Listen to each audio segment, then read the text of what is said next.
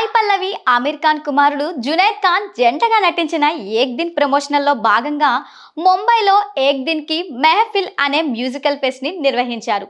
మరి ఈ కార్యక్రమంలో అతిథులు మీడియా ప్రతినిధులతో మాట్లాడిన క్రమంలో సాయి పల్లవి హిందీలో మాట్లాడేందుకు ప్రయత్నించారు. అయితే తనకు హిందీ భాషపై పూర్తి స్థాయిలో పట్టలేదని ఆమె నిజాయితీగా అంగీకరించారు. తడబడుతూనే హిందీలో మాట్లాడిన ఆమె వీడియోలు నెట్టింట వైరల్ కావడంతో ఉత్తరాది నెటిజన్లు ఆమెను ట్రోల్ చేయడం మొదలుపెట్టారు. ఇది కాస్త ఆమె తదుపరి ప్రతిష్టాత్మక ప్రాజెక్ట్ అయిన రామాయణం వరకు వ్యాపించింది.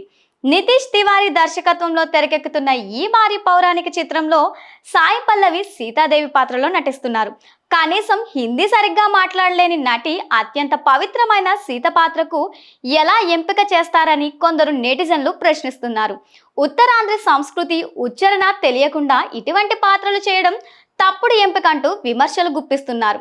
దీనికి తోడు గతంలో ఆమె చేసిన కొన్ని వ్యాఖ్యలు కూడా కొందరు కావాలనే మళ్ళీ తెరపైకి తెస్తూ వివాదాన్ని పెద్దది చేసే ప్రయత్నం అయితే చేస్తున్నారు.